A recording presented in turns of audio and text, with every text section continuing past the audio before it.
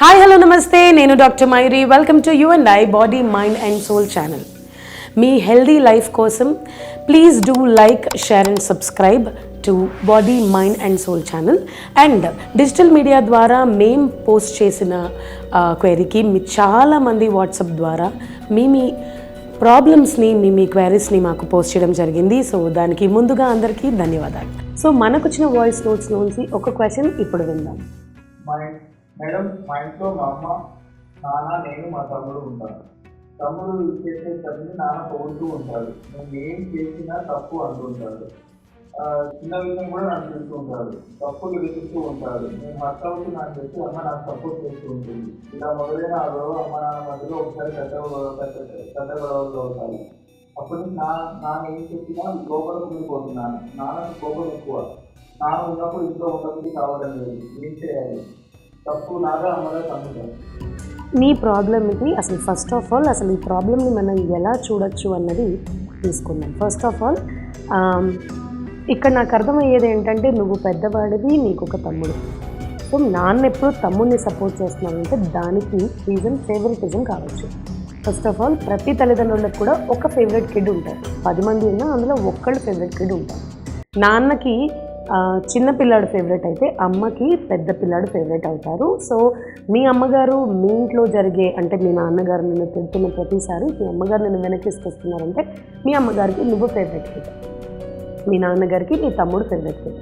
తమ్ముడు ఏం చేసినా తమ్ముడిని సపోర్ట్ చేస్తున్నారు లేదా తమ్ముడిని మెచ్చుకుంటున్నారు, నన్ను తిడుతున్నారు అంటే తమ్ముడు చిన్నవాడు కాబట్టి తమ్ముడిని సపోర్ట్ చేస్తున్నారని ఒకలాగా ఆలోచించవచ్చు.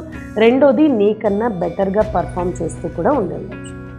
సో చాలా విషయాలు మనం ఇప్పుడు డిసైడ్ చేసుకుని మాట్లాడుతుంటే, ఇక్కడ తమ్ముడి బిహేవియర్ ఎలా ఉంది, తమ్ముడితో నీ బిహేవియర్ ఎలా ఉంది, తమ్ముడి అకాడమిక్స్ కానీ నాన్ అకాడమిక్స్ కానీ లేదా తమ్ముడి బిహేవియర్లో ఎలాంటి డిఫరెన్సెస్ ఉన్నాయి నీకు మీ తమ్ముడికి మధ్యన అన్నది కూడా మనం ఇక్కడ ఎనలైజ్ చేయాల్సిన విషయం.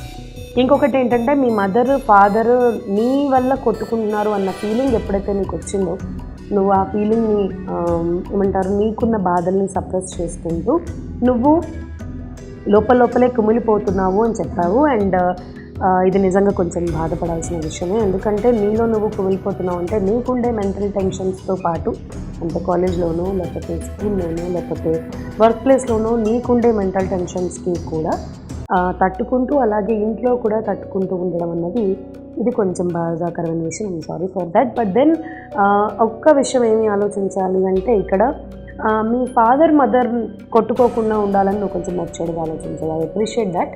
ఇంకొకటి, వాళ్ళిద్దరూ కొట్టుకుంటున్నారు అండ్ మీ నాన్నగారు ఇంట్లో ఉంటే నీకు ఉండబుద్ధి కావట్లేదు అన్నావంటే ఇది నీకు మీ నాన్నగారికి చాలా గ్యాప్ తీసుకొస్తుంది అని కూడా ఆలోచించవచ్చు. సో నువ్వు పంపించిన ఈ క్వైరీకి నేను ఆ ప్రాబ్లమ్ని ఇలా డిసైడ్ చేయగలిగాను. దీనికి మనం కొన్ని సొల్యూషన్స్ తీసుకుందాం ఈరోజు.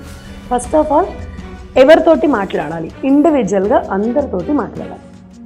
ముందుగా మీ తమ్ముడితో మాట్లాడు, తర్వాత మీ నాన్నగారితో, అలాగే మీ అమ్మగారితో కూడా మాట్లాడాలి. ఫస్ట్ అమ్మ ఫేవరెట్ కాబట్టి అమ్మతో మాట్లాడడానికి ప్రయత్నించినప్పుడు ఏమేమి జరుగుతాయి? అమ్మగారు నువ్వు ఏం చేస్తున్నావు, మీ నాన్నగారికి ఎందుకు సపోర్ట్ తీసుకోకుండా నిన్ను బ్యాక్ ఎందుకు చేస్తున్నారు అన్నది ఒక్కసారి ఆలోచిస్తే నిజంగా అన్నీ పాజిటివ్స్ నీ వైపు ఉన్నాయా లేకపోతే మీ నాన్నగారి వైపు ఉన్నాయా, ఎందుకు మీ నాన్నగారు ఊరికే నేను పెడుతున్నారు అన్నది మనకు అనాలిసిస్ వచ్చేస్తుంది. రెండో విషయం ఏంటంటే, మనం ముందు చెప్పుకున్నాం తమ్ముడితో ఫస్ట్ మాట్లాడుకోవాలనుకున్నాం కాబట్టి ఒక్కసారి తమ్ముడితో మాట్లాడకుండా తమ్ముడిని గమనించే ప్రయత్నం చేయాలి. ఎందుకంటే డైరెక్ట్గా కూర్చుని మాట్లాడడం వల్ల మీ ఇద్దరికి, ఒకవేళ మీ తమ్ముడికి నువ్వు మాట్లాడే పద్ధతి నచ్చకపోతే ఆబ్వియస్గా మీ ఇద్దరి మధ్యన గొడవలు, అంటే దాన్ని మనం సిబ్లింగ్ రైవలరీ అంటాం. సో మీ నాన్నగారి వల్ల నీకు ఆల్రెడీ మీ తమ్ముడి మీద కోపం రాకుండా నువ్వు మెయింటైన్ చేయడం అన్నది ఇప్పటికీ I appreciate that. You have too much matured thinking అనే చెప్పాలి నేను.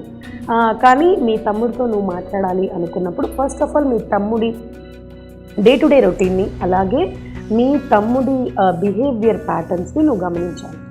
ఒక్కసారి మీ తమ్ముడి బిహేవియర్ నువ్వు గమనిస్తే మీ నాన్నకి ఎందుకు మీ తమ్ముడు ఫేవరెట్ ఉన్నాడో మీకు కొన్ని విషయాలు తెలిసే అవకాశాలు ఉన్నాయి. తర్వాత మీ నాన్నగారితో individual therapy. First of all మీ నాన్నగారి దగ్గర కూర్చొని ఎందుకు మీ నాన్నగారు నిన్ను ఒప్పుకోలేకపోతున్నారు. అంటే నువ్వు మీ నాన్నగారికి ఫేవరెట్ కిడ్ ఎందుకు అవ్వలేకపోతున్నావు అన్నది ఒక్కసారి మీ నాన్నగారితో కూర్చొని మాట్లాడచ్చు. ఇదేం పెద్ద రాకెట్ సైన్స్ కూడా కాదు.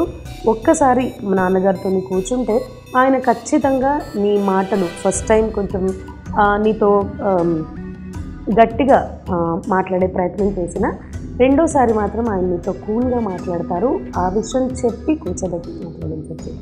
రెండోది ఏంటంటే మీ ఫ్యామిలీ మొత్తం నలుగురు ఒక దగ్గర కూర్చుని నీకున్న ప్రాబ్లమ్ని, నీకున్న ఈ సో కాల్డ్ ఏదైతే ఇంట్లోంచి వెళ్ళిపోవాలి అన్న థాట్ రావడం, లేదా తమ్ముడిని ఫేవరెట్గా చూసుకుంటున్నారన్న థాట్ రావడం ఏదైతే ఉందో అది మీ ఫ్యామిలీ అందరి ముందు పెట్టాలి. మీ మదర్ని, ఫాదర్ని, తమ్ముడిని కూర్చోబెట్టి నువ్వు ఫేస్ చేస్తున్న ప్రాబ్లం ఏంటి అన్నది వాళ్ళతో చెప్పడం వల్ల మీరు ఫ్యామిలీ కాబట్టి ఖచ్చితంగా అర్థం చేసుకుంటారు అన్న నమ్మకం నాకుంది. మూడో పాయింట్ ఏంటంటే మీ తమ్ముడిని గమనించిన తర్వాత మీ తమ్ముడిలో ఉన్న కొన్ని ప్లస్లు, నీలో ఉన్న కొన్ని మైనస్లు కూడా నీకు బయటపడే అవకాశం ఉండొచ్చు. సో మీ నాన్నగారికి నేను ఈ పాయింట్స్లో ల్యాక్ అవుతున్నాను, ఈ విషయాలలో నేను డెవలప్ అవ్వాలనుకుంటున్నాను, లేదా నేను ఇంప్రూవ్ చేసుకోవాలనుకుంటున్నాను అని మీ నాన్నగారికి ఒక కాన్ఫిడెన్స్ని ఇవ్వడం వల్ల ఆయన డెఫినెట్గా నువ్వు చెప్పే విషయాల్ని అర్థం చేసుకుంటారు అని నమ్మకం నాకు. ఇంకొకటి, మీ వల్ల మీ అమ్మ నాన్న మాటకి మాట సమాధానం చెప్పుకుంటున్నారు, గొడవ పడుతున్నారు అని నువ్వు చెప్పావు. ఇక్కడ నేను మీ పేరెంట్స్కి చెప్పాలనుకుంటున్నది ఏంటంటే గొడవ చేసుకోవడం కాకుండా పిల్లలని అడ్జస్ట్ చేసుకోమని చెప్పాలి. ఫస్ట్ ఆఫ్ ఆల్ మీ పెద్ద బాబుని చిన్న బాబు ముందు తిట్టడం మానేయాలి.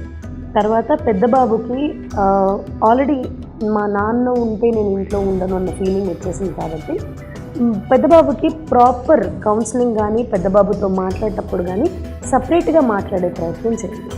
అండ్ తల్లిగా మీ మాట బాబు వింటున్నాడు కాబట్టి అమ్మ మీరు మీ బాబుని ఒక దగ్గర కూర్చోబెట్టి తండ్రికి ఎలా అనుగుణంగా ప్రవర్తించాలన్న విషయం కూడా చెప్పచ్చు. బికాజ్ మీ బాబు చాలా మెచ్యూర్డ్, చాలా బాగా ఆలోచిస్తున్నాడు. తన వల్ల మీ ఇద్దరికి ఎలాంటి గొడవలు రాకూడదని లోపలే కుమిలిపోతున్నాడు. దీనివల్ల బాబుకి కాన్ఫిడెన్స్ లెవెల్స్ లో అయిపోయి సెల్ఫ్ ఎస్టీమ్ తగ్గిపోయి అలాగే ప్రతి చిన్న విషయానికి